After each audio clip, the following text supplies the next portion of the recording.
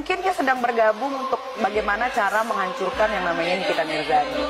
Memang agak sulit sih kalau untuk menumbangkan aku, nggak bisa sendiri, harus berkelompok. Kalau negara belum bisa menghukum, ya masyarakat yang menghukumnya. Rame-rame. Udah di blacklist aja produk mereka.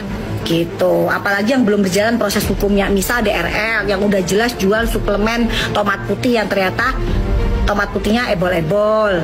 Jadi saya sebagai tim hukum dari Kantor Hukum Sunan Kalijaga, dan somasi ini sudah pertama kali somasi dan belum direspon ya kepada Ibu Belvina Husanti. Kami akan kirimkan lagi somasi yang kedua ya kepada saudari.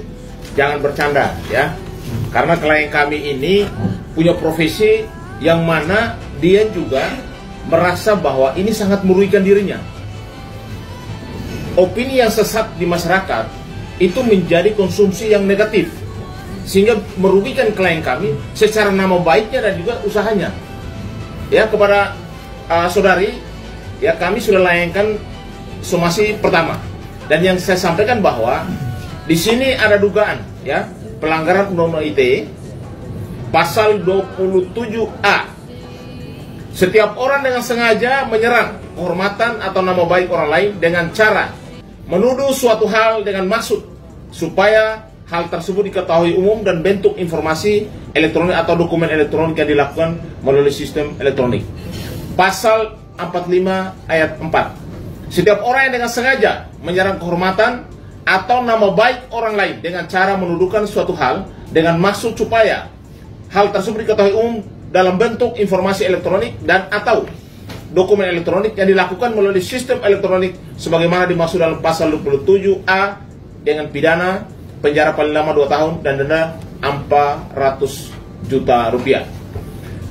Ini somasi pertama ya, dan kami harapkan kepada saudari supaya saudari segera merespon dan mengklarifikasi terkait pemberitaan yang sekarang lagi viral. Percakapan yang dimunculkan di media sosial ya, ini sangat merugikan klien kami, baik usahanya dan juga nama baiknya. Dan saudara pasti kami akan tutup. Klarifikasi segera dengan somasi yang pertama. Kalau somasi yang kedua, saudari tidak melakukan klarifikasi atau membalas somasi kami pastikan akan mengambil langkah hukum yang tegas. Ya. Untuk lu Reza, lu si Ratu Flexing, ingat ya. Pertarungan ini baru dimulai, ini belum berakhir. Persiapkan diri lu untuk bertemu sama gue di pengadilan. Ingat. Jangan berpikir Anda punya banyak uang, Anda punya kenalan mungkin jenderal apa terus bisa berbuat seenaknya sama orang. Jangan ya, karena nanti kalau Tuhan marah kalian kena batunya, itu aja. Tingan dari Bapak pengacara Sunan yang mengatakan bahwa laporannya si Dok sudah berjalan. Artinya apa? Waktu Anda di dunia bebas sudah tinggal sebentar lagi, saatnya Anda mengenakan baju Shopee Choya. Kasus skincare yang menjerat Nikita Mirzani menjadi tersangka masih belum usai. Perpanjangan masa penahanan Nikita Mirzani menjadi 40 hari menandakan bahwa bukti-bukti kasus ini masih belum lengkap. Kalau kita cermati dari kasus huru-hara ini, ada dua kubu besar dalam lingkaran kasus skincare ini. Pertama, kubu mafia skincare overklaim dan berbahaya. Yang kedua yaitu kubu dokter skincare yang peduli kepada masyarakat. Kelompok peduli skincare ini bersama Doktif dan kuasa hukumnya kembali mensomasi salah satu owner skincare nakal, yaitu Dr. Reza Gladys, karena telah menyebar isu tidak mengenakan kepada Doktif dan Dr. Oki terkait rekaman telepon yang mengatakan bahwa Doktif dan Dr. Oki adalah sindikat.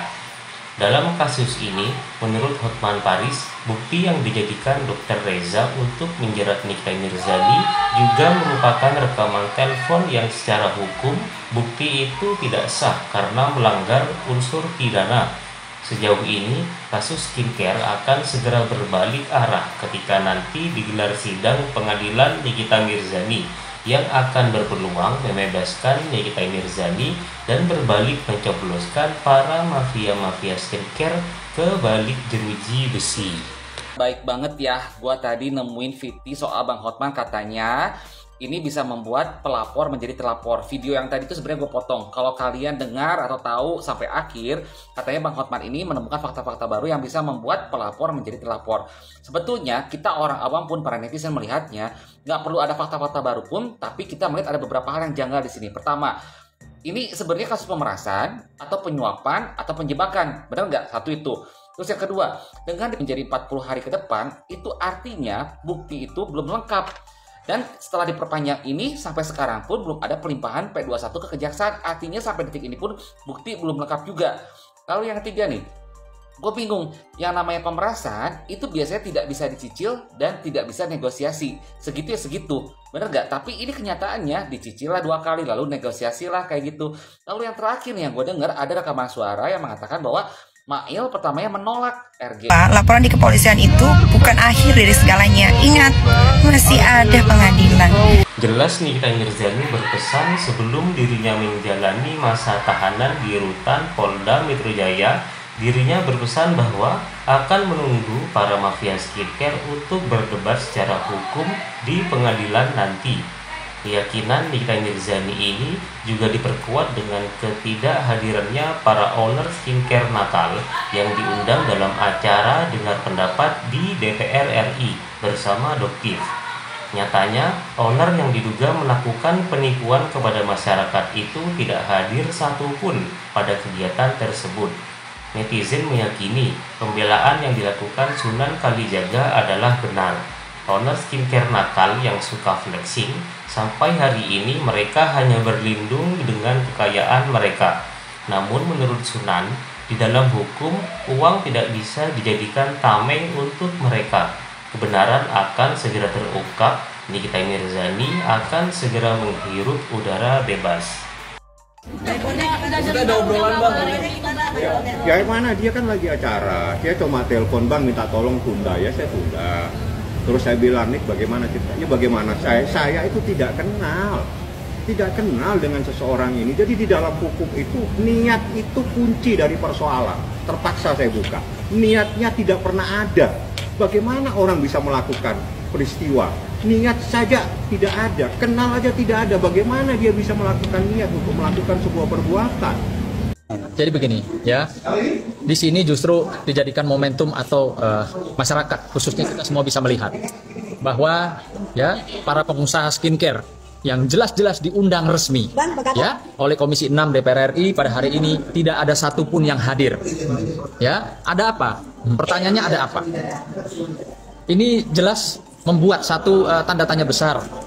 Baik dari tadi juga teman-teman Pak Ketua Komisi 6 tadi menyampaikan, pimpinan sidang, terus anggota juga Komisi 6 juga tadi mempertanyakan kenapa hari ini undangan resmi dari DPR yang bisa dikatakan wakil rakyat yang ingin mengetahui produk-produk yang mereka jual sebagai pengusaha skincare, kenapa tidak hadir hari ini?